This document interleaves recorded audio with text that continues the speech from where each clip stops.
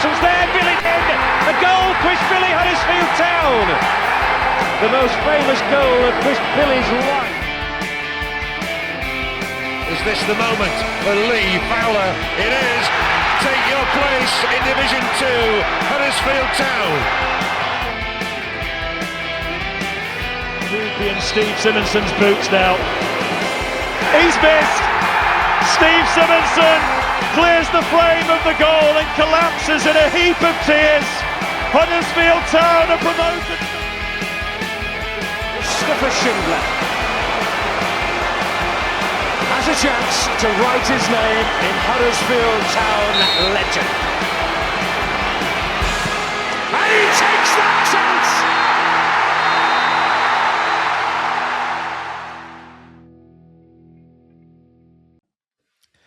Hello and welcome to the Andy Takes That Chance podcast. 600 Hardy Terriers made the near 6-hour pilgrimage down south on Saturday. In hope rather than expectation, it looked like something good might be happening when Cameron Humphreys scored Town's first away goal in 5 games. But then, an injury to Lee Nichols and a now customary fortnightly waving of the white flag rendered the trip another miserable one. What is the cure for Town's away sickness? Well, who knows? We've got 2 people who've probably got no idea as well joining me. Mr. Kilroy Silk and Johnny Gillespie. How are you doing, boys?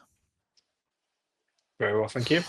Do you know what, though, Matt? I just want to say that about all the Town fans that went down. Fair play to you, but you all knew what you were getting yourself into, right? Manning's come out afterwards, said they owed an apology, pretty much. I don't think you owed anything because we all knew what you were going for. You all know what you were going to go and get. And to be fair, it's one of the few times this season Town have delivered exactly what we all expected. So really, it's your own fault for going. But fair play, because it's quite a trip to watch what happened yesterday. Empathetic as ever from Mr. Kilroy.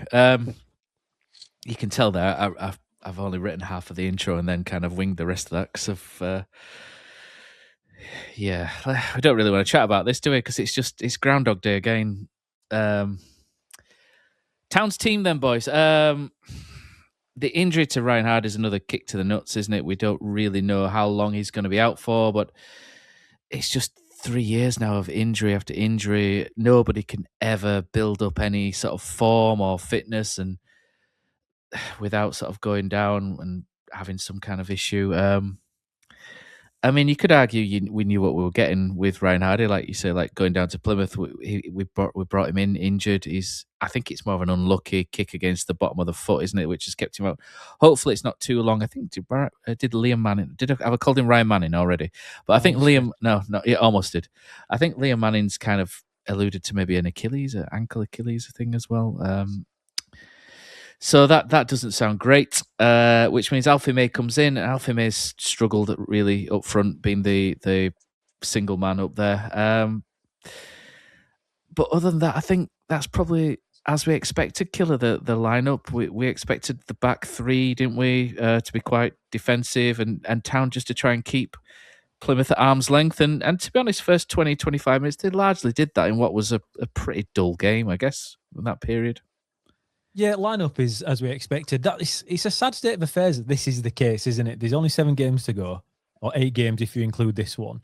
You've got a team selection that we know. Okay, Lincoln was okay on Tuesday night, right? But apart from that, we've been far from great. But there's so little options, regardless of how much money Kevin Nagel's spent due to injuries or whatever, players falling out of favour and then having to go out on loan. We're facing this that we can predict what team we're going with pretty much to the man nowadays. We know what system it's going to be. We know how we're going to play because there's no one really available to come in and try and change it up whatsoever. And if it's predictable for us, obviously it's predictable for Plymouth and every other team we're going to face between now and the end of the season. And this is unfortunately something we're going to have to get around somehow or find a different way of doing it because, again, like you say, Matt, we knew what we were in for.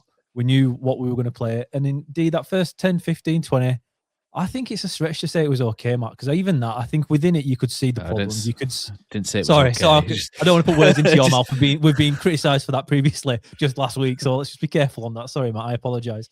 But we were still just. It felt from kickoff, Matt. I don't know how you boys saw it, but for me, looking at it, it felt like the players were done. It looks like we're done. It looks like we're done for this season already. We're second pretty much to every ball. The positioning, Not that we've been great in midfield at all this season, positioning, showing for the ball. We've not been. We've picked it out. But I thought, bar Humphreys, I thought it was the same again this week. We weren't challenging for the balls. Throughout the entire game, Matt, our front three of Evans, May and Harness won 0 aerial battles. Not one. Not one. I think there was like 17 or 18 in total. They didn't even win one of them. And okay, you can go on the height difference, but Anthony Evans, he's lost 11 out of 11 aerial duels. And now he's a big boy. He shouldn't be doing that. And these things on their own aren't massive deals, right? But when you add all these little stats together and these little things we're seeing, people not showing, people not tracking back properly, people leaving the men. It's no fight killer, isn't it? That's the thing. That's what I'm getting at, Mark. There's no fight. There's nothing there. There's people going through the motions. So if you look at the positions and the heat map, you're thinking, okay, well, they are in the right positions. If you watch it and you can see it and you can feel it, they're not doing the jobs for me at the moment, Matt. You can blame the manager, you can blame everybody else, whatever you want to go at. We'll get into that in this podcast, I guess. But again, from kickoff, it just felt like we were going through the motions. And while it wasn't as bad in that first 20 as it was for the rest of it, it wasn't a game at any point where we were in charge of it. It always felt like we were hanging on. And I don't think any Town fan wants to see that in Huddersfield Town team in this division. In the Premier League, you don't like it, but you accept it. In the Championship, you understand in certain games you're going to face it.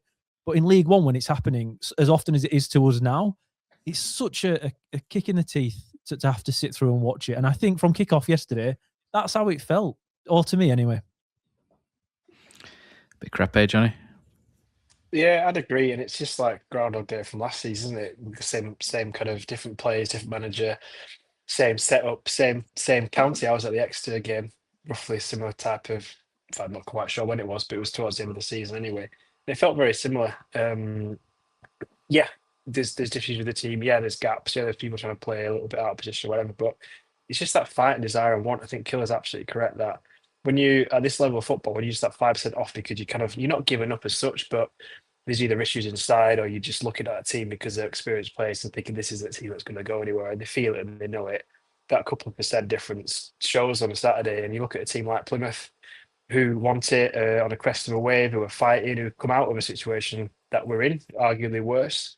And those 50-50s and that kind of like first the ball makes a difference, and just decision making and just switching off. And we'll analyse the goals, but some of the stuff that they're doing there, it's just, like I say, Manning was absolutely fuming in his press conference. You can see his interview because he's looking at thinking, and we've touched on this with Grant, but some of that stuff isn't just coaching, it's just mindset, it's attitude.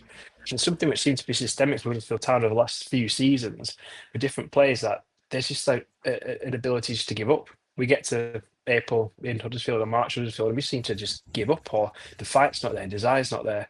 And yeah, it's. Do you think it's a confidence thing? Because I don't know whether it's a lack of want. It just feels like a lack of confidence in a lot of them to me. Like they've just mentally they're fried, they're frazzled. I don't think any of them really go out there with the intention to go through the motions. I just think confidence wise, I think a lot of them have just hit a wall, especially away from home. Because at home they are a different outfit, aren't we? But away from home, some of them just don't do the basics well, and that's not a good recipe, is it? When you can't clear a ball or move into space or pass the ball 5 yards.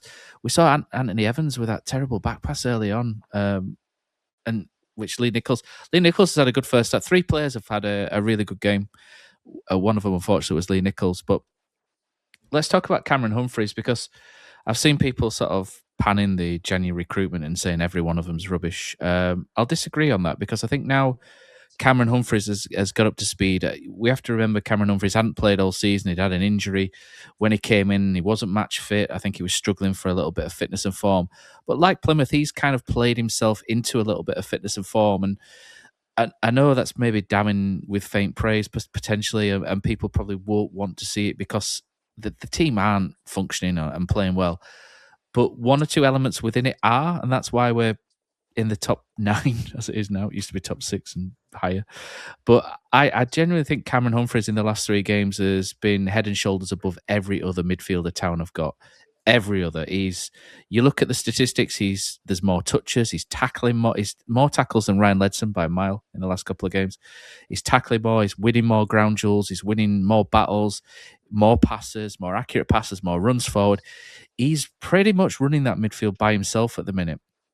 No one else is giving him anything in there.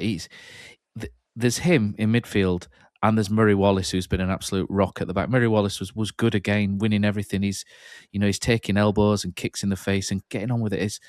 And I've got the post-match interview with Murray Wallace later on in the podcast, but there's a player there that gives a shit. Do you know what I mean? He doesn't go out there to go through the motions. He's giving everything. He's, when my little boy went to the blue and white foundation thing, Murray Wallace's face his nose was battered from the previous game. His nose was red and battered. He had a big mark across his cheek. He had a cut on his eye. Proper old-fashioned centre half. But that's what he is. He'll take elbows. He'll take kicks for the team. And Murray Wallace has been brilliant. I can't say enough. And he's got his limitations. Me and Killer will talk about his limitations at times and frustrations. But you cannot ever criticise Murray Wallace's effort on any level. Confidence, I think, in some of them you can, and I think confidence does certain things to players, and it makes them shrink within themselves. And I think that then looks like they're not trying, but I genuinely think it's more of a confidence than an intent, if you know what I mean. And I know you've not said that, Johnny. I know you've not said that they're not trying or anything like that. But I just think there's something fundamentally wrong in terms of confidence. I don't know what it is. I've got no answers on it. There's a lack of belief, and I just look at the players, and when things go wrong, they don't believe in each other. They don't look around. The team spirit's crap. When you look at things, when something happens, and I know I'm jumping forward, I'm doing a cause, but when Lee Nichols was playing, when he went off, I within 2 minutes, I know he went off right at the end of the first half, but Town just went to shit straight away at the end of that first half. And I said to my other half, who fell asleep in the second half watching it, I said to her, this is just giving them an excuse to wave the white flag now. And that's exactly what they did.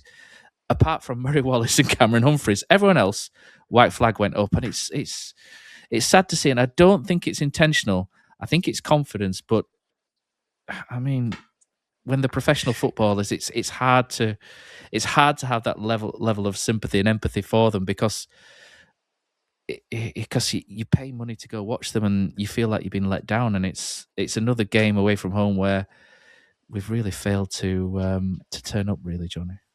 But on the confidence piece, and it's a valid argument. But if you touch on the players that are kind of struggling, like May, Gooch, players like that, they've come from successful careers. They're experienced players. Like we're just like assuming and putting players in examples here. It's not to say this is like a matter of fact, but if you take May out as an example, Jamie's had successful season after successful season, promotion, top goal scorer, moved clubs. So it's not the fact he's been a one-man club. He's come out of a different environment and had success.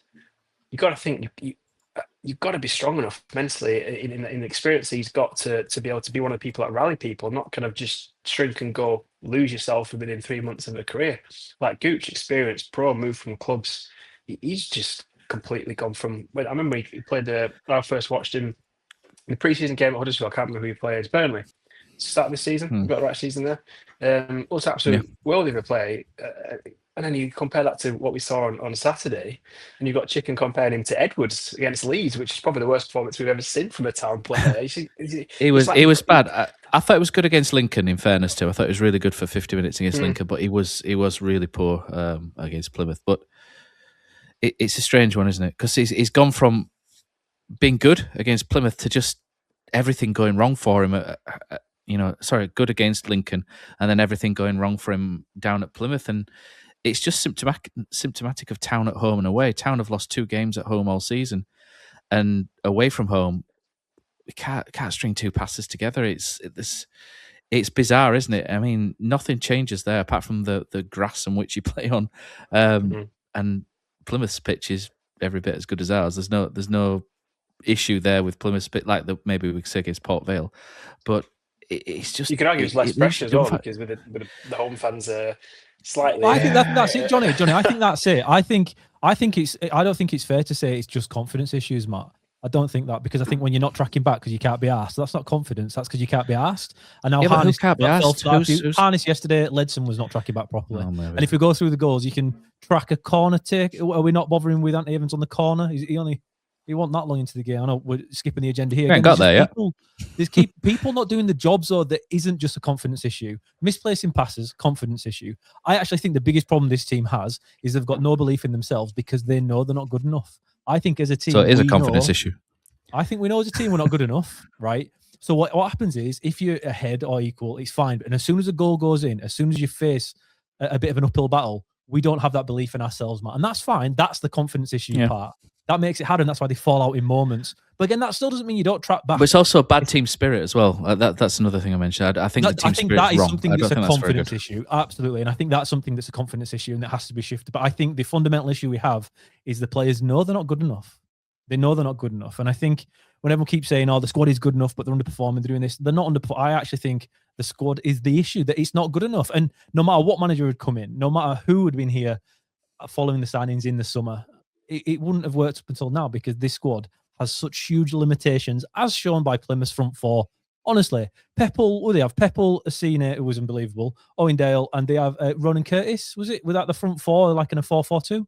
Look at the power and the pace there. Every single one of those is stronger and faster than all of the guys marking them. I actually thought Bali Mumba probably did the best of the lot when it came to winning his individual battle. Really, I think he won more than he lost. And he's the only one throughout the entire Town team that did his defensive duties statistically, as well as obviously Murray Wallace. But that's what you're up against. Even Murray Wallace, he had a good game. He won every header, but you still see his limitations. There was a few runs behind him where he's just not going to get there because he's not fast enough. We know that problem's there with him. But again, he's still the best we've got at the moment because of how much limitations there is with the ability of this squad. And I think they know it. And I think that's where this season's fallen apart. You can bullshit players long enough and make them think they're fantastic, and it gets you a long way. And at home, you've got 12,000, 14,000, depending on what the attendance is and what we want to claim it is, bringing you along with you. And it does make a difference. But when you're away from home, as you mentioned, the problem away from home is there's less expectation on you to perform. And I think when that happens, people that don't necessarily give as much of a shite as they should then perform worse because of it. And that, to me, Matt, is why the away form is so poor. They think they're not good enough. They know they're not good enough. So if they've got any excuse to throw it away because they kind of prove themselves right, we know we're not good enough. See, look what we're having to face. Look at the stupid mistakes we're making. Look what he's done over there. It gives them that reason to wave that white flag, Matt. And maybe it's not as clear cut as that. Maybe they don't in their head say to themselves, right, let's not bother now. I think what we see represents a feeling of that somewhere within them. And that's why every single time it happens, we see the same thing without fail. I think we kind of say the same thing there in a roundabout way. It's interesting because to widen it out a bit, you look at the players who've kind of been in the team and then have gone out, like Herbie Kane, Joe Taylor. Everyone knows what Joe Taylor's been doing. Plymouth speak incredibly highly of Herbie Kane and highlighted it would be a weakness for them not having him in their team. I know there's the angle of Herbie Kane playing back to fitness, but you've got McGuinn and Evans doing that. Evans more so than McGuinn, so I think that was a little bit of an excuse rather than a reason. These are people who've left the squad. We're trying to analyse what's happening in the squad, confidence, giving up, whatever it might be. We've gone on to different clubs that have been underperforming or below us in the table, and now exceeding expectations individually in a team that's to a certain extent more Plymouth more than Wigan, but having some form of success. So it's that point to think that something is systematically wrong either with that individual or the team or collective of both, because players are performing out at being on Huddersfield Town squad list, but out of a different club and performing. So again, it's like what is there that is wrong, that is stopping players that, take your point, Killer, whether the team's good enough or not good enough. I think on paper, the team is good enough, has been better than ninth. I think there's got to be squads in that top 8 above us that you'd say, no, I won't swap man for man exactly every single player. I know it's not quite how it works, and that's not what you're saying, but that team is better than what it is currently at. If everyone was playing to the best of their ability, not to say it's necessarily top 2 equally, but it just shows something there is wrong. Something on Huddersfield is wrong. What that is a bigger question, but it's just so frustrating that you've had the infrastructure, you've got the money behind it, you've spent the cash, you're paying the wages, you've brought in the names, which doesn't necessarily buy you anything, but you've got experience, names, high salaries, all the opportunity to go there, all the backing to go there, and everything seems to continually go wrong. It's last season, this season, everything's changed, but we're in the same situation. The only thing that seems to be the same is the fans and the owner, but apart from that, everything seems to have changed. So what do you do next?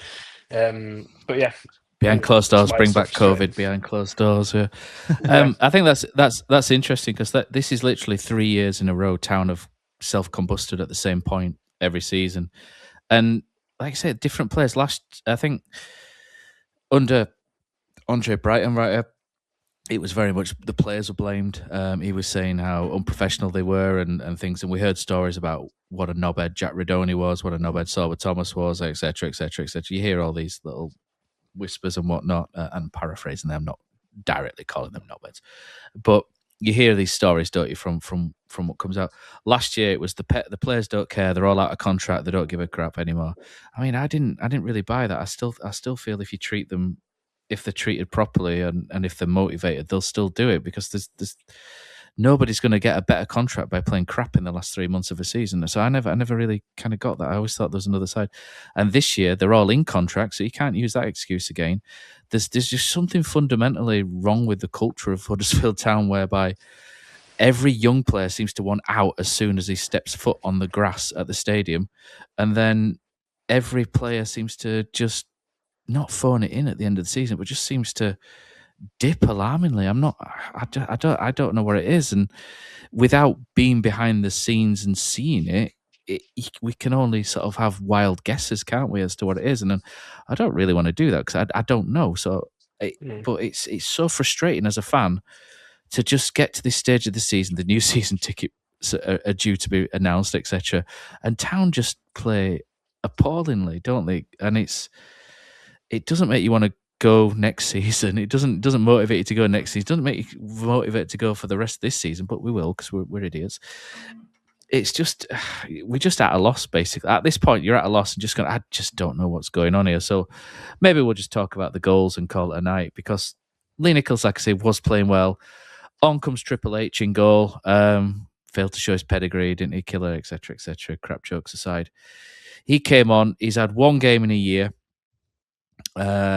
which was Doncaster in the Virtue Trophy. He looked very stiff against Doncaster. He came on. He looked very sluggish and very stiff again. But this is what not playing properly for a year does to a goalkeeper.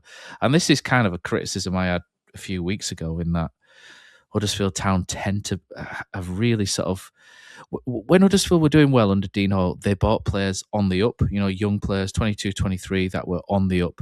At the minute, we're doing very, very well at buying players on the down, and it's really not working out very well for us. Sometimes players rallied at the end of the latter stages of the career, Murray Wallace, but most of them don't, and you have to question that. I think come the end of the season, we'll have to question that. Jack Hannock was brought in to sit on the bench. There's Lee Nichols was going to be first choice. Jack Hannock's brought in to sit on the bench. No issue with that at all. But when it comes to playing, you're not going to have a 100% fit, match fit goalkeeper, because that's what he's doing. And I've never understood why second choice goalkeepers tend not to play in behind closed door matches or the under 21s, because when they're needed, they need to be at a certain level of match fitness to be able to compete. And Jack Hannock's come on and he's not had a good game, but you can't sit here and say, well, he's had all the preparation in the world that he's needed for it, because he hasn't. He's played one game in a year. So you can't expect him to come on and be this phenomenal shot stopper. You kind of reap what you sow a little bit in that one. And the corner, Killer, this is going to make you froth. It made me froth at the time, but fucking corners every time, set pieces. Both their first two goals are from corners, or the second one's a second phase issue. The ball comes over. It's the far fucking post again. The far post again. What is Liam Manning doing with set pieces? What are they doing? That's another ball to the far post. Evans loses. I can't remember who it was at the far post. Was it a senior Pepple at the far post? Again. I can't remember. He played well, didn't he? He was a real danger all game. Ball comes in. Evans loses his man. I'm not going to hammer Evans too much, because it's a physical altercation that he loses. Scene is strong. Town at this point, it bobbles around. Anik makes two saves. Ledson, I think, clears one off the line, and then it comes out to Owendale to score. It's the carbon copy of Wigan again, whereby Town have got 11 players behind the penalty spot, and a man from the edge of the box can come in and hit and strike it into the back of the net. They do not learn at all. And it's unforgivable at this point, whereby we're conceding the same goal over and over again. And at some point, someone's got to grab hold of Liam Manning and say, what are you doing with set pieces? Because we've gone from being the best side in the division on set pieces to being the worst. and it's under his watch. And this is something. And I'm not going to hammer Liam Manning for lots of things because I think he's going to need time, and I think he's going to need to get imprint his own ideas across. But organisation of set pieces is not something that takes ages to get your ideas across. Picking a man up is not something to take doesn't take months to get this across. Takes a week. It's Takes simple. a week training. It's simple, basic instructions. It's not good enough at the minute. It's really poor, and it's costing us week after week after week away from home. And something's got to change there, whether that's leaving a player on the halfway line or whether that's leaving someone on the edge of the box. Stop putting 11 players behind the penalty spot in the middle, because we're getting done at the far post week after week. We're getting done on the edge of the box week after week, and it's costing us. Killer, you can froth better than me on this one. Matt, your head's gone. You're rattled here, Matt, because you've totally missed out Town's goal in first half. We haven't gone through that yet. We've not even spoken. I don't want to go. I don't even want to speak it. I don't want to speak about it. I'm too frothy at that. It was a fantastic finish of Humphreys. Humphreys' goal is unbelievable. That's what it takes, though. It were a counter-attack from nothing. Anthony Evans is going forward. May's got 3 men around him. It's a good goal. Yeah, it's a good goal. But it was still a 7-on-3 in Plymouth's favour. And what it's taken is Cameron Humphreys to sell 4 of them about 10 times to get close enough to goal to score. Fantastic finish against the run of play entirely for me. And again, we didn't have the right men in the right positions. Somehow he's made it work. Fantastic finish. Again, his arc this year from what he started with in January, I guess, to where he is now, he's progressing so well. He came in as a 10. We've had to play him as like a 6, haven't we, really? He's been playing quite deep recently. But this shows you when he's that little bit further upfield, what he can do. To be fair, though, that aside, Anik, I still don't understand why we sent Chappers out and brought Anik in. I don't think anyone really thought it was necessary. Anik, like you say, Matt, I'm with you. If you don't play B team games, doesn't Anik now, because he's not playing. This is the issue we've got. In that when, like you say, you bring in a backup keeper, they don't play enough, right? And when they don't play, when they come in, of course they're going to be raw. And there was so many things in the game where he's made a bit of a mess for me. But the entire goal, I've got to roll it back because Ledson knocks it out for a corner, which is an absolute shambles in the first place. But Anik's, where I'm meaning with Anik's really slow, where is Anik's slow across to it, and that's because he's not used to it. But let's talk about the Cameron Humphreys goal. Sorry for briefly. I was supposed to talk about when I was saying how he's running further than everyone else. He's winning. How he's carrying that midfield. It is a good goal because Nichols claims it's from front to back. Nichols claims it. He balls it out to Evans. Evans plays a really good ball to Alfie May. Back to Humphreys. Humphreys has so much to do here, but it's a really good run, good turn. Maybe a little bit fortunate getting it through 2 pairs of legs, but honestly, I think Cameron Humphreys recently has been really good, and I just think every other midfielder has let him down basically recently because he has elevated his level where everyone else is dipping, and I think, to be fair to Cameron Humphreys, he deserves a little bit better around him at the minute, and he's not getting it. But he is carrying Town's midfield. I wouldn't mind seeing him next to McGuane or Tom Yapenda. Killer, we'll talk about him later. But I wouldn't mind seeing him next to Marcus McGuane because there's a bit more mobility there. The only question you have, or the only issue you have then is there's not much ball winning ability. But I mean, Ryan Ledson's not winning the ball or passing it at the minute because that where he knocks it out for a corner is just. I don't know whether his back's gone at that point to try and get, but I don't think it did. I think it went when he kept it off the line. And I mean, Ledson as the captain has just been. There's been times where he's been fantastic. He was brilliant against Bradford. He was brilliant against Luton. It was second half where we came back. Was it Barnsley where we came back and we won? He was brilliant there. Real captain's performance. There's been some really good performances from him, but there have been more shit ones like Plymouth than there have been really good ones. And I am disappointed with Ryan Ledson because I did expect more from him, and I do rate him as a player. I just don't think I don't think the midfield's right for around him at the minute. I think he needs. He basically is Patrick Vieira next to him to do a lot of the donkey work at the minute, doesn't he? Or a in prime version, shall we say? But it's a good goal. But going back to their goal, it's self-inflicted and painful, isn't it? Just how many times do we have to go over corners, like you say? Every week, it's the same shit, right? Why are we going zonal? Why have we got everyone back behind the ball? again, like you say, Evans for me, Matt, it is his fault if he tracks his man properly there or body checks him and does something just to stop that clean run. I actually think the scramble in the box is okay. I think Town do well to keep it out. I think he just ends up getting swatted. Maybe, but I think the scramble in the box was fine. He's fallen to, is it Dale on the edge? And to be fair, we've got, I've screenshotted this, I might put it on Twitter afterwards, 9 men between the ball and the goal. We have so many men there.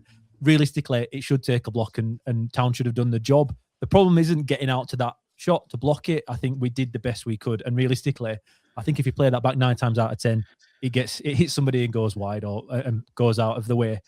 But again, Matt, the way we defend these corners hasn't worked at all. And he's come back. It still bothers me, the laughing, the little jokes we had about, oh, well, we've got to play zonal marking and defending corners. That's the modern way. Well, no one else seems to concede as many goals as we do from set pieces time and time again, because I don't want to skip to one of the other goals, but there's another issue from a set piece, which I'll get to at some point. Every single time we concede a corner, there's issues in the way we defend it. And I don't understand what we're doing. I don't understand why we're persisting with this. It's not working. And like you say, the definition of insanity is doing the same thing over and over again, expecting a different outcome. But we see it every single week. Literally every single game, this happens at times. And even in games when it's happened, who was it, Matt, where he went to the back post first time? They nearly scored. They didn't. They got a corner from it and then scored with exactly the same corner Wigan afterwards. Did it? It might have been Wigan. Was that Wigan or Blackpool? Did it? Both of them scored, didn't they? I think it was Blackpool, actually. I think we're Blackpool. Again, we don't adapt within games within seconds of it happening for the first time. So there is zero hope. And I don't understand why it's like this. There are enough leaders on this pitch, supposedly. You've got Wallace, you've got Ledson, you've got Lee Nichols most of the time to sort that out. But we don't sort it out. It's not working. And there's a lack of effort from what we can see on changing it to do something else. Send extra men out of the box. Try and make them go a little bit more defensive, because packing the box isn't working for us. But we're still persisting with it. That's the fact. That's the part that annoys me more than anything. If you're just a poor team, right, you can deal with that. But not trying to do something different is ridiculous at this point. And it's all right him coming after the game, and talking about in his post-match press where he was pissed, Manning, rightfully so. But he's still talking about set pieces. But only a few weeks ago, you were laughing about it, mate, when we said it were crap then. You can't be surprised, mate. Everyone else understands what we're doing isn't working. You seem to be doing the same thing again and again and again. But then you've got to try something different, man. Surely we can't see this against Reading. We've got a lot of time now between now and Reading to sort this out, surely. And surely we've got to be a little bit better than what we are, because I don't actually think at this point we can be any worse at defending them. Like you say, you see it in the second goal. I guess that's what you're alluding to there, Killers. In fact, we the way we set up these set pieces, teams are thinking to get 2 backs to Cherry every single time. If the ball comes in successfully from the corner, like it does in the first goal, they make the first contact, then they're away. If they know if they don't make second contact, we get a good header out, which we do to a certain extent from the second goal. Appreciate that is the penalty, not direct from the corner, but it's still the same thing. And then that's a great defensive header, but they've got all the time in the world to either stop the ball. Mumba goes out. I think I'd go out faster as a fullback, but that's part and parcel of it. But either got the ball out wide, which they could do, and whip it back in, or put the ball back in like he actually does, because they just know they're going to get 2 goals every single time, because we never leave either one player up, or like you say, Killer, be a bit more progressive in your mindset. Think, right, well, if we leave 2 or 3, it pulls them out, and give a bit more space in the box, which Glennon says every single week on Radio Leeds. Manny got asked it in midweek and said he wants to try and focus on defending well and stop goals. That's going well. Stop the sauce. How is it not? To me, how is it not being reckless? Surely now, because both goals come from the fact that the second phase, we are nowhere near ever stopping that second phase, because they just got pick way. Because there's 11 men in a box in the penalty spot. Yeah. Pick what you want to do with it. Recycle it back out wide, put it straight back in. Every man gets the ball. Shoot, get it blocked because it breaks. And yeah, okay, we've got men out there, but you still create opportunities. And just to go back to your point, Matt, I absolutely would be frothing at Evans for that. I just think you've got to be stronger. You've got to do something. You can't. Yeah, he's got the running in, but you're aware that's your space. You can see if he starts running, you've got to do something to block. I'm trying to be nice this week, Johnny. I'm trying not to. That's just my defender hat on. I was just like, what? Yeah, but anyway, just to recycle. Yeah, I think if I were in goal and he did that, I'd be fuming at him. But yeah, if we if you guys can see it every week, and you just think it's just It's mind-numbing. He's recycling it back in. It's an easy recycle for them, and they've managed to then get. I think it's Asani again on Cameron, isn't it, for the recycle? So like we've got the wrong men on the wrong players as well when it comes back in second time round. That panic, like you say, to get out, and now you can have 11 men back if you want to have 11 men back for the corner. You still at least have 2 on the edge of the box to be able to go and stop that recycle, right? But we don't even have that, like you say, Matt. All 11 of our guys are between they're the all penalty squished spot into and the zone, goal line. They're all in zone 13 or whatever it is. It's ridiculous. It's ridiculous because it's not even just like you say 11 back. It's ultra 11 back in front of the goal just to protect the goal line. So if anything breaks anyone on the edge of the box, like you say, Johnny, they can recycle it easily. And then when we're trying to get our defensive line out, we totally lose track of who's where. It's too busy. So then there's so many mismatches on the back post. And now some have gone out, some this whole game as well. This is it. And that goes back to the Stockport game as well, when Stockport did it to us. Yeah. This has happened over and over again this season, where we've picked out Mumba shouldn't be on him, or how come Gooch has ended up on the big lad at the back post. Because when this recycle comes back in, we're all over the place and we don't reset properly. And now that, to me, Matt, that's poor management, because I think you can work that on training. I know my teams do it. I've been assigned to do this before when I was playing at I agree with you on that. You know, when you're pressing out from the line, you don't just run out. You don't just run out to the edge of the box. You know you've still got assignments, right? Where's big striker? Where's 9? He's my man. I've got to go follow him. We don't do that. They just kind of all run out and then leave whoever's with whoever as if they're going to win that battle, which is ridiculous. And that's why, in my opinion, like you say, that second phase, this is why I think it's probably the reason why we've lost more games this season than anything else, in the set pieces we've conceded, and that second phase where we're not man for man on the right people anymore.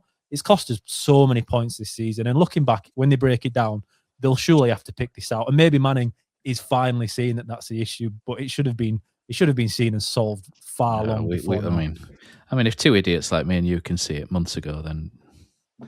But anyway, so like you say, it's the second phase. The ball's delivered to the far post. I'm not convinced it's a penalty, but the footage isn't very good. It looks like he goes down, and it's the reason why I say that is the reaction from the fans behind the crowd in behind where it is when you see it front on. None of them appeal for it. No players appeal for it, and the referee gives it. And Cameron is not happy. But like Murray Wallace says in the post matcher, don't give the referee an opportunity by putting your arm anywhere near him, because that's just it's silly, it's brainless, and I know it's an easy thing to do, especially when you like Killer says, when you're not set properly.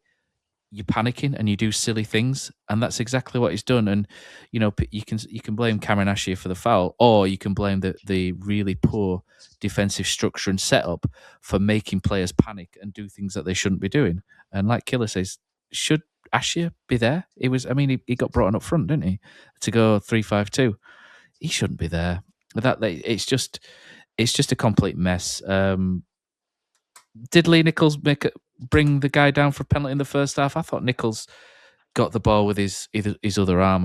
I mean, there's an argument, but I thought he kind of got the ball. It was a bit. So I didn't think he got the ball, but I think it's one of them where he's never getting that ball. It's one of them weird situations where you don't quite know what the rules are, because I don't think he gets there. The player definitely gets there, and that's why he's absolutely livid and gets booked for his protests. But he just basically boots it out for a goal kick. He's never getting a second touch on that ball. So I think I personally that's why that's not a penalty. Well, they gave a corner, didn't they? Which did give a corner. Get injured after? Yeah, because I thought it came off Nichols's flailing his backhand, his backhand, because he misses it completely with the arm he goes for it with, and then it kind of. It's like a cross between the foot and the hand, and it's difficult to tell. So if we can't tell with the benefit of watching it back on TV, then the referee, you can't really. I didn't think the referee was bad at all in this game. I've got no qualms with him whatsoever. So 2-1 at this point, and Town give up, don't they? At this stage, and this is where we talk about the lack of confidence, the poor team spirit. Fingers are pointed at each other. It's not great, and it's not great for 600 people who've gone down to Plymouth to watch it. And you know what? Plymouth's a nice place. You can go on the Barbican for a few drinks, or if you've got the family, you can go for some ice creams, and you can go crab fishing. You can go to Cornwall. You can go to Lou. It's a great away day. It's Plymouth. It's a really nice place and whatnot. But it's not that great when you're losing away from home. But the third goal is just it's just lack of match fitness from a goalkeeper. And I'll be honest, mate. I saved that. It's just really. And I ain't played now for 15 years properly. So and it's not good, is it? It's a weak shot, and he spills it straight to the guy, and it's like, come on, man. It's not a good day for him, I guess. But like I say, he's not played for a year. He's played once in a year, so I'm loath to kind of hammer him or blame him in many ways, because like I say, he's not prepared for that situation, because he's not playing B team, to my knowledge anyway. He's not playing under 21 games or B team games or behind closed doors friendlies or anything like that. So to throw him on from the cold, and it's difficult. I can speak from experience where I used to get. We had a situation at one point where we had 2 goalkeepers for a team I played for, and the manager didn't know what to do. Well, he did in the end, because I was better than the other one. But at first, it was like, well, you could play this week, then he'll play next week. You play this, then he'll play. And you cannot get a run of any sort of form or rhythm. So when you've not played for ages and you come in, you honestly, you are so... And this is at a much lower level, but you're just so out of match sharpness and everything. So that's basically why Jack Hannock's not played pretty well. So, but I mean, for a professional goalkeeper to sort of drop it the way he did straight to that guy's feet, it's like, oh, come on, man. There's a little bit of the... the cynics will be shouting Grobbelaar at him, won't they? But yeah, it was... The thing is, even before that, Matt, this is going back to the effort and just the defending. Obviously, the goal is completely unacceptable, but the defending before that's still absolutely atrocious. Feeney allowing to cut inside is absolutely shocking. I don't know how he allows... He's so far off the man.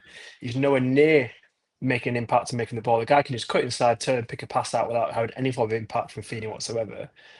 Humphreys is trying to cover the guy with the ball, but completely leaves the guy who ends up shooting. Like, I don't know who takes a shot at Anik anyway. I can't work out who the player who's furthest right of the pitch is. The Town player who's kind of half-tracked. Rowan's on him. Yeah, I think, Harness doesn't track back initially. Harness doesn't follow the guy before it goes to Feeney. Then when he's pulled back, like I say, Humphreys has made the error because he should have gone to ball and he hasn't. They don't think Feeney's going to do the right thing, so they've overcorrected there. And then Rowan's on the back post on that side. He's had a bad second half as Feeney. He had a good first half, but he had a really poor second half, didn't he? And again, it's just like, okay, they'll points. The keeper should stop that, but that's because it wasn't a great shot. Player takes a great shot, he's got probably scores anyway. But something you point thinking how we make that. And that is that thing, is it that confidence, like we touched on, is it the giving up, is it the mentality that the game's lost? So you drop that 5% and you're not quite impacting, you're not quite running, or the goal has more mistakes than just the keeper, and that goal still gets scored even with a great finish. And you think, like, how has this been allowed to happen? And it's just, again, there's other situation where they get to the podcast or not goals that didn't actually become goals. We think, well, so many mistakes, and is it just lack of effort or trying or just failing to recognise danger? That how has this been allowed to happen? How are these mistakes been allowed to happen? Who's grabbing people on the pitch and just looking at people? What are you doing? And Anik, I think in his own defence, tries to almost like point a little bit to that. I mean, obviously he's got no room to go there because it's absolutely shocking. But there's more. I mean, as part of the goalkeepers union, Matt, I expect a bit better from you and blaming defenders there, but but there is. There's if I could save that in my mid-40s, then I'm not going to stick up for him much. I'll be honest, especially with my range of mobility these days after with my hips and whatnot. If I can save it, then there's no excuse for a professional goalkeeper not to. No, yeah, well, teasing you, but it is, again. It's just weak all around for it to even get to that position.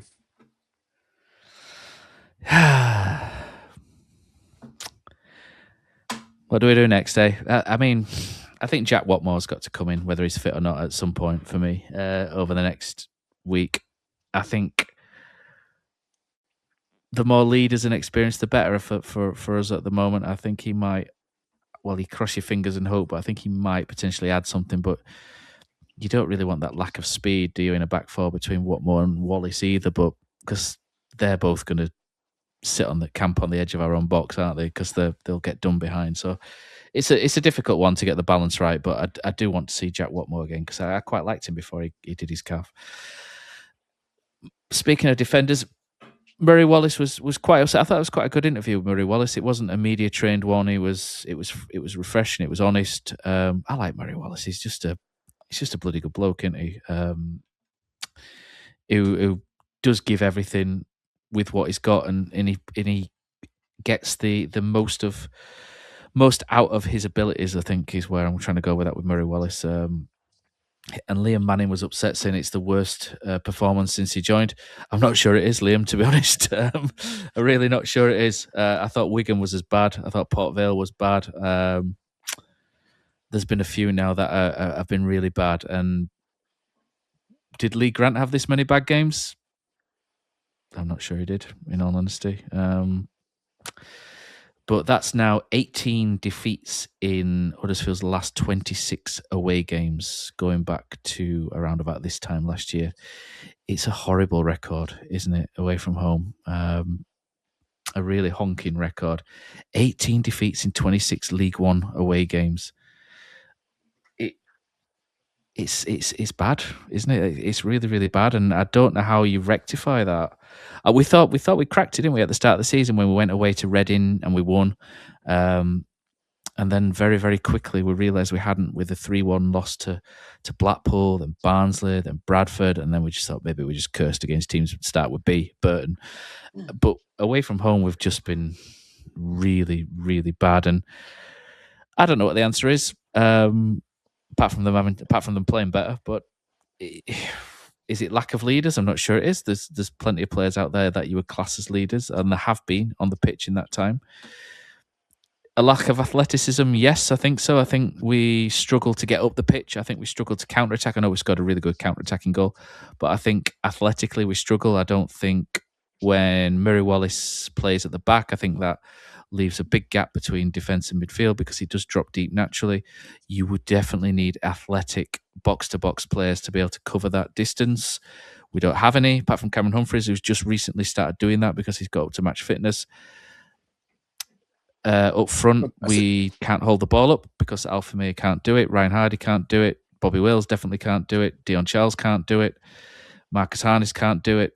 Only Bojan Radulovic can do it, and he's been out injured, so he's going to be a massive miss. So for me, Bojan and Jack Watmore come into this side as soon as possible, and you kind of cross your fingers and hope that they transform it because it certainly needs something, but I'm not convinced that they do at this moment in time, boys.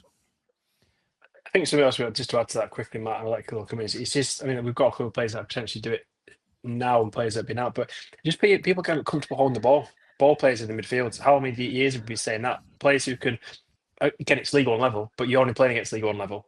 Just keep the ball, be confident and comfortable on the football in the middle of the field. And we've got a lot of people who just are not comfortable in that situation. I know McGuade, we've waited for him and kind of saw a little bit. Evans, jury saw a little bit. Humphreys is, but again, he's getting there to a certain extent. But for so long, we've had people in the middle of Huddersfield Town's team who just aren't comfortable retaining possession, controlling the game.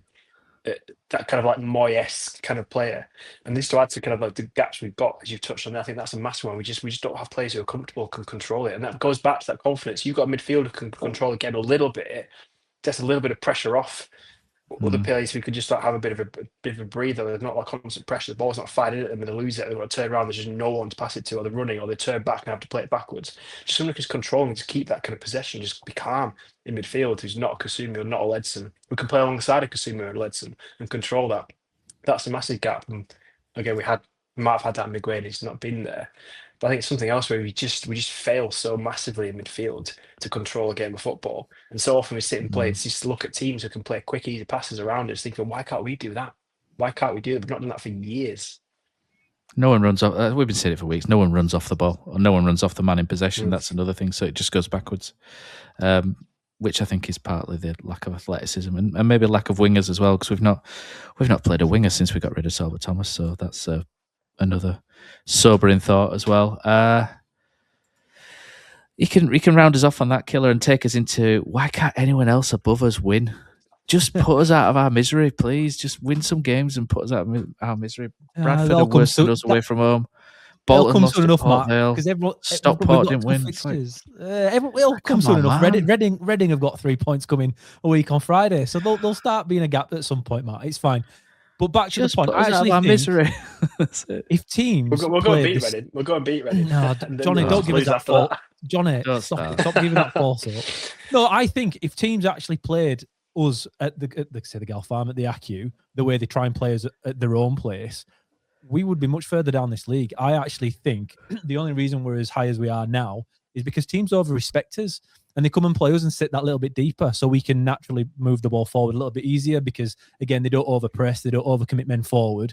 They come and they think, oh, we're at Huddersfield now, so we've got to play a little bit more defensive. And I think that allows us to play a little bit higher. But when we go away from home, obviously there's always an emphasis on the home team winning games. No matter where you are in the division, there's an expectation. When that happens, they press you high, and we can't pass out from the back, like you said, Johnny. We can't do that. We can't play it out because when we do, we get into trouble, right? So we can't pass it out from the back. There is no pace, and now the way you win most games away from home in any division is counter-attacking. You normally don't have as much of the ball. You sit deep and break quickly. That's how you win away games generally.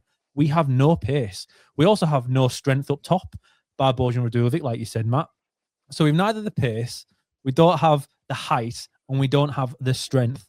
And now, Are you singing the Radinho Balca song? That's it. But we don't have any of those three things up top when we're counter-attacking. We've got nothing. We're very one-dimensional in the way we play forward. I think at home we get away with it because teams give us too much respect. And that's why in games where we have struggled to kind of break teams down, like Wigan at home and stuff, we don't win those games. And now I think this is becoming more and more common because teams understand we aren't as scary as I think they thought we could be at the beginning of the year. And if they come and have a go at us, we struggle to break them down. We struggle to break anybody down. And away from home, when they give us less respect, the longer the games go on, the worse we get and the worse we become. I think it's a fitness thing in that I think the way we play, as Matt's mentioned, Murray Wallace deep and the strikers isolated up top, we've got such a big gap in that midfield to cover. When you want 11 men behind the ball all the time, the work you have to put in to track back all game knackers you out after 70 minutes. And you might not want to give up, but physically it's tough. And then mentally, you have those moments where you switch off because you're just knackered. And I think that's a big issue we've got away from home. But like when you don't have that pace, I think we must have one of the slowest squads in the league, without any doubt. I think Rotherham are much better, to be fair. Squads. But why is that the issue? Why Slow is and that small. the case? Where are our athletic players? Where are our speedy guys up top or out wide? Goodness. We don't have them. Even Kamashia, he's a tricky runner who's fast, but I don't think his 100 meters will be electric. He runs in a tricky way, and that kind of works for him. But we are so one-dimensional. When a team actually has the bravery to have a go at us, which most teams have when they're playing at home, we struggle massively. And it won't be long, Matt, until that gap there. I think we did something a few weeks ago where we looked at how many points it takes to make the playoffs. Yeah, I think in the last 5 or 6 years, the lowest it's ever been 74 points. And I think this year it's going to be lower than that by quite a fair bit. And we're still going to struggle to make enough to get into that top 6 because we've thrown away what good work we did earlier on in the season to kind of give us that buffer between ourselves and 7th. It's totally gone. And this is what we knew were coming, Matt. And this is why so long we've kept saying, and other people have kept saying, we can't fall out of the playoffs because for whatever reason, this team cannot chase anything. We can't chase goals and we also can't chase league positions. As soon as this has happened last week against Port Vale, we've gone into this game, first time, needing to win to stay in contention with the top 6. And what do we do from the first minute? Look shocking. And okay, we went 1-0 up. It still didn't look like we were going to get anything out of it. And we're done. We are done. And it doesn't, and I don't like saying that too early, but we are done. This team, unless Bojan Radulovic comes back in against Reading and bags a couple early doors and suddenly drags us upfield by battering everybody about, there's no other way we can get this done. This is pretty much it. An SOS to Bojan. There's a flashing red button here, Mr. Kilroy Silk. I think that means that it's time for the voice notes that we've got. So let's have a look what our Andy Takes That Chance squad thought of the game against Plymouth. Bonjour, je m'appelle Bouvet. Hello, there is no one here to take your call, so for your convenience we have answered it automatically. Now don't hang up. When you hear the tone, leave your name and a brief message, and we will contact you upon our return. Oh, League One literally spoon-feeding us opportunities to stay in the playoff hunt. And we're like, nah, you're all right, lads. You crack on. It's just It's easier not to care. It really is. This club.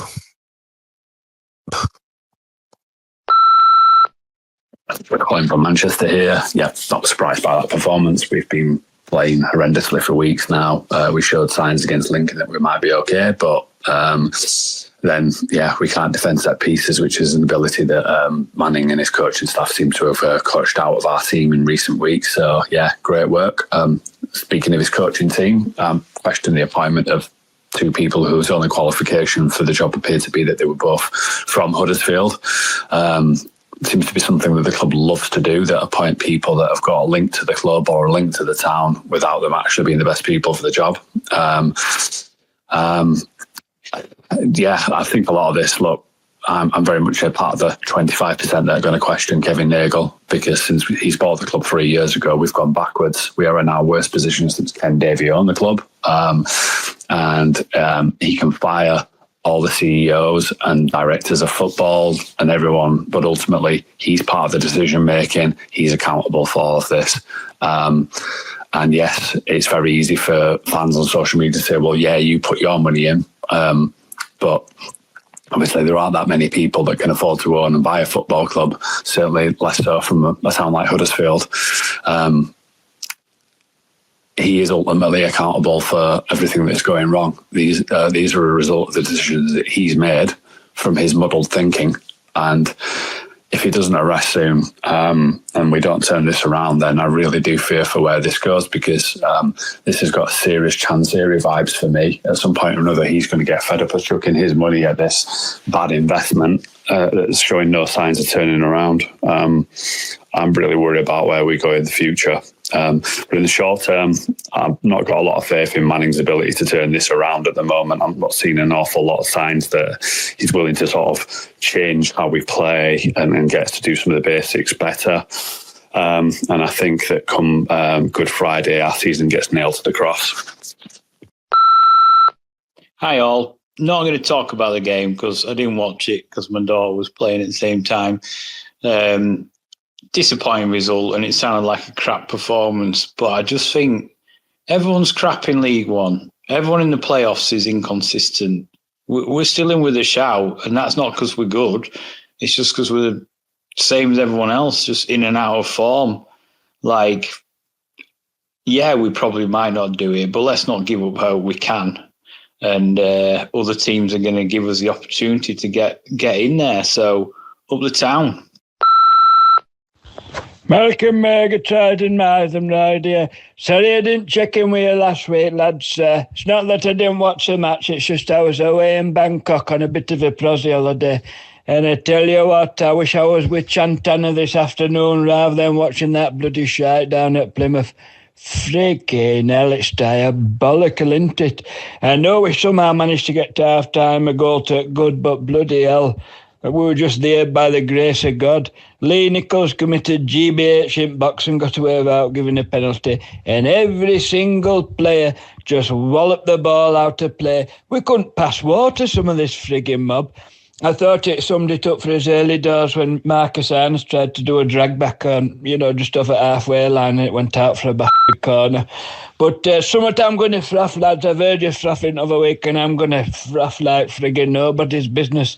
I'm going to froth like Niagara Falls, because Ryan Ledson's a fucking disgrace, is that lad. Jesus had wept. He's supposed to be as captain, a marquee signing. We were battling it out. We're paying my friggin' fortune to be here.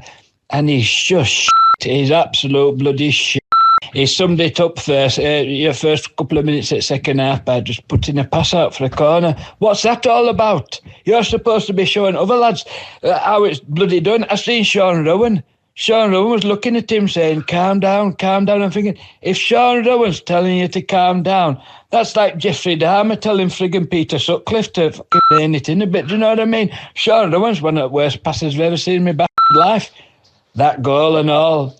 I mean, Huddersfield Town are the only team that can clear it off the line 4 times and still concede.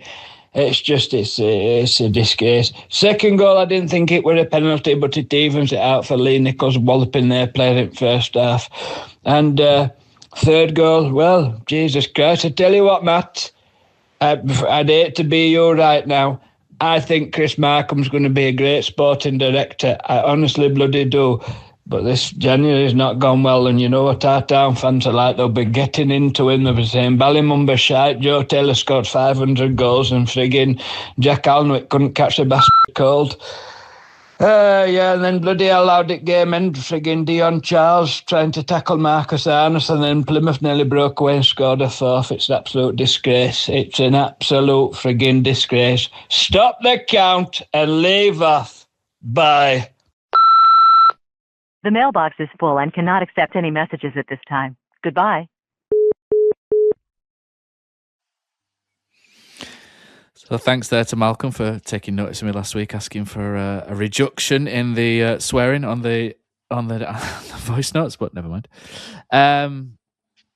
We're starting to wrap up now, but it feels a little bit. I tell you what's a bit of a kick to the old jewels. It feels like the best two Huddersfield Town players are currently out on loan at other clubs. Tom Yapenda's doing really well from what we hear, and potentially in the running for player of the season at Notts County, which is good. He needed that loan. Joe Taylor scored more goals since he went on loan to Wigan than what we've done away from home, and any of our strikers have done since last year. It's one we struggle with. I mean, Tom Yapenda's not going to do that if he stayed with us. I don't think Joe Taylor scores those goals if he stays with us either, because he's not going to get the service, and I don't think teams will defend against us the way that they defend against Wigan. But it's not a great look, is it, Killer, when they're going out and doing so well, and we're struggling and basically struggling for goals and a foothold in midfield? Because at the minute, they would both be the first two names in our team sheet alongside Murray Wallace and Cameron Humphreys. I think you can look at January already and say it was a massive failure, that our season's got worse because of it. I think Herbie Kane as well, Matt. I know he's injured time and time again, but I still feel like when you can't pass the ball for anything in midfield, a guy like Herbie Kane would have been more of an asset here, surely, than not being here. He would have played without any doubt had he been still in a Canal Side training Monday to Friday. Unfortunately, we decided he wasn't going to be, and I think the rumours were that he wanted to move closer to home. Was that right? I don't know if that's true or not, but suspected. But with Joe Taylor, again, he's a different dimension striker, and I think we understand. And I think, again, this isn't put two and two together too much more than knowing for a fact, right, that he wasn't happy here, and there was his agent doing a little bit of work with Peter O'Rourke by most people's expectations in regards to things being leaked. But he's different to what we've got, Matt. He's faster than everything else that we've got, and he would have allowed us to play a different way, and he would have been useful. I don't think he wanted to be here, and that's an issue. Tom Yapenda's a bit different, isn't it? In that none of us expected him really to play this year. But again, he's something else that we don't have. Huge height in midfield, and if we could have brought him back in January, I'm not entirely sure if we could have. I don't know what the agreements are on that deal, but it would have been useful to have him for this run-in, because again, we're just left with such a lack of options with anyone that can play any kind of different way, apart from Marcus McGuane, who can come in and play the ball a little bit in midfield. There's no other players we can kind of bring in from what we've got left to improve us, because they're just not available to us. January was a failure. Whether that's Chris Markham's fault, Matt, I know you don't like to hear.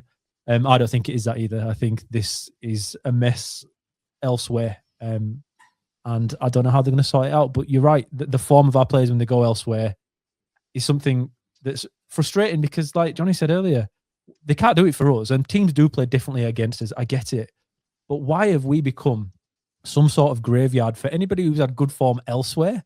Or like you say, Matt, a place where young players are coming through don't seem to want to stay at. It's a mess, because it shouldn't be that way. The facilities are fantastic for this division. The support that the club gets from a small town like Huddersfield is phenomenal. That can't be argued. But for whatever reason, whatever's going on down there at the moment, and whatever's been going on down there for the last few years, just doesn't seem to work for anybody. And they really do have to sort it out. But I'm looking forward to seeing Joe Taylor here next year. I do hope he comes back in the summer and he's happy to give it another go with us. Because he's under contract still for the longest of anyone, isn't it? Isn't it 2029 or something? Massive. He's got it. But you've got a platform. What did we do at the start of the season, Killer? I wrote those articles building Northern football, and when it got to strikers, my first line was, we've got to find the right way to platform Joe Taylor. And at no point have we done that at all. You've got to build around, you basically got to build around the people that put the ball in the net. And with Joe Taylor, you need someone to do. So I know he's working quite hard for Wigan at the minute, but for us, he never pressed. He didn't run channels. He basically just stropped around and waited for a chance. And I think once he scores a few goals, he perks up, doesn't he? And when he gets on a run like he's at Wigan, he does the hard stuff. But you just throw someone up front with him like Bojan and some sort of legs around, and you don't bring in 75 ball playing midfielders who pass but don't move. I don't know. We've made a mess of a really good opportunity, haven't we? In the summer, January recruitment, it's messy because Lee Grant's come in, and Lee Grant's come in as manager with full autonomy over transfers. So anything up to that point is controlled by Lee Grant. So the Barley Mumba stuff, Joe Taylor going out, you can question whether 2 days later Lee Grant leaves after Joe Taylor goes out on loan. You can kind of question whether, if you know he's going in 2 days, should you still let Joe Taylor go out on loan, or do you let the new man have a look at him? That's a valid question. But some of the other stuff, Barley Mumba might be decent for us in the long run. Ruben Ruskin's left. I don't think that was a bad thing. I don't think he was playing particularly well. Herbie Kane, always injured, and again, he's not the athletic. We're complaining about not having enough athleticism in midfield. Herbie Kane compounds that. I know he can pass the ball, but when no one's moving for it, where does that get you? At the same point, is the team right for Herbie Kane? The best we saw of Herbie Kane was next to David Kasumu when he had someone doing all the legwork for him, and that worked quite well. And you could maybe have gone back to that again, but I don't know, mate. It's so frustrating, and everyone's under contract going into the summer, so you have to kind of wheel and deal a little bit, don't you? And maybe take a hit on some. You might end up having to pay some wages to get people out, but at some point, somebody's got to come in and go, do you know what? Nobody's going anywhere for a while. I'm working with these players, and they've got to give a manager, sporting director, they've got to give people time to get this right. We can't keep going from one knee-jerk sacking to another knee-jerk sacking. Success is usually built off of the back of stability. Town have just got to do that now, and whether it means sucking up a really miserable 6 months to get there, then they're going to have to do it. Liam Manning's not had a good time at Norwich, but prior to that, he'd not really had anything that you would class as a failure. So providing that, he's still the same man he was back then, which I'm sure he is, then I think they've just got to suck it up. And if it's rubbish now, maybe it'll be good in 6 to 12 months. They've just got to give someone that length of time to get things right. And I know it's hard in the interim to do that when your expectation is to get automatic promotion and you're falling short of it. But I think it's got to that point now where town supporters like us, Kevin Nagel, everyone has just got to bite a bullet now and just say, look, 12 months minimum, then we'll talk. And they've just got to let them get on with it. Otherwise, we'll just keep going around in the same cycle of nothingness and bringing in different players for different people, and none of it fit in, because there's never been any since Kevin Nagel came in 2023, and you can blame Mark Cartwright for this. It's technically his job, or was his job, but there's never been any imprint or style or any semblance of a plan for how Huddersfield Town are going to look on the field. Off the field, there's a specific way. On the field, there's never been a real plan for how things are supposed to look. And what that's led to is just a very haphazard shaking of players, where they've brought in someone who, he looks good, or he might be quite good, with not really any thought of how it all fits together and how all the pieces fit together. And again, that goes back to Joe Taylor. He brought a striker in who can score goals at this level. Proved it before, he's proven it now. But at no point have we tried to fit the pieces around him to get the best out of him. And it's just really poor recruitment, but it's also born out of too much change and too much churn as well.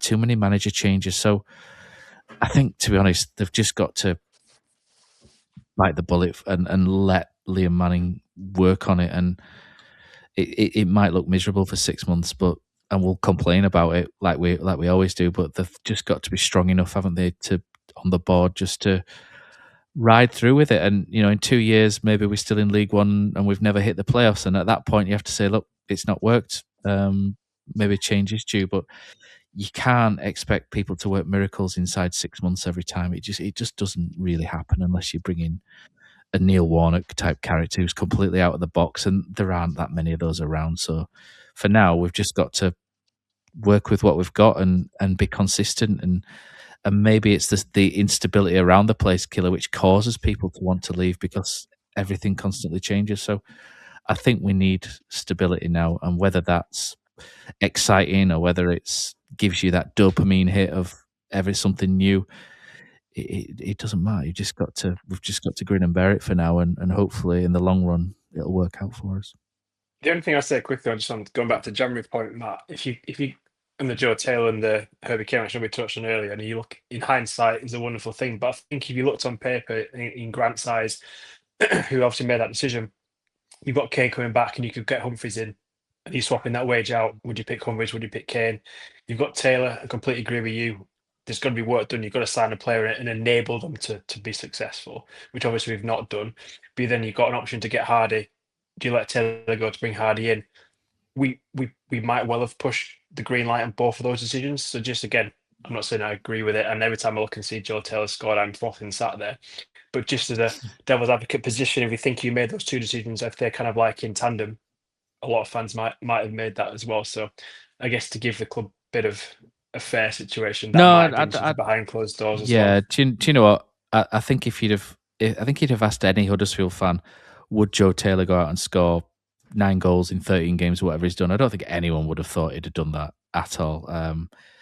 But like I say, it's one of those things. If you set things up right around him, but there's also an argument whereby if you set things up all around one player and that one player loses form or gets injured, then you're knackered anyway. So I think there's a happy medium in there, but I just don't think Huddersfield Town have ever really set up to get the best out of who's in the front line, whether that's Alfie May, whether that's Joe Taylor, whether that's Bojan Radulovic. You can't do anything without wide players getting forward and providing some sort of ammunition, and we've not done that for so long. And I think now me and Killer are just, do you know what? Let's go back to 4-4-2, buy some proper wingers, get ball in box, and let's see what happens. I think we're full on the Luddite train out with Killer, going back to the 80s and just getting some wingers and just put the ball in the box and see where it is. Get Gary Boyer in and play proper old school. Gary Boyer. It'll be fine. Or Lee Boyer. It'll be fine. None of these textbook managers. Gary Boyer, one season, up we go, and then we start again. That's it. I think the last point is Huddersfield Town women back top of the league, which is great news for them. Killer's not been watching in the trees again this week, have you? There's a 2-0 win at Chesterley Street. Goals from Jess Lightfoot and Laura Elford. The Chestessers drew 1-1, so Town are now top with a game in hand, I think, as well. So it's they're in a good position. So hopefully they can keep pushing on, and you know they are one Huddersfield Town team who are worth watching this season. So I'm going to try and get down at some point to watch them, and hopefully they'll be able to get over the line and get promoted back to a division, which I think a lot of those players are good enough to play in. I think they're all good enough to play in that league. So that'll be really good. So well done to them, and hopefully everything keeps going in the right direction. Boys, I think that's it for this week. We've been going for over an hour. Done quite well. We always do quite well, don't we? We have no material to go with, and we just sit here and sulk for over an hour. So join me and Killer for the drive-in. Not this week, so it'll be the week after. For those Patreon users of ours, I will try and get something out, a Tim Hot Tub Time Machine episode, which I keep promising, I know. And I've just spoken to somebody about doing some other little episodes around Huddersfield Town's 100 years since we last won the third of the 3 titles. So hopefully we'll have something like that on the Patreon as well. You will only get that though if you sign up to www.takesthatchance.com. So that's it. Thanks for listening. Thanks for listening to 3 silly old bastards moan away, and we'll do it again next time, I'm sure.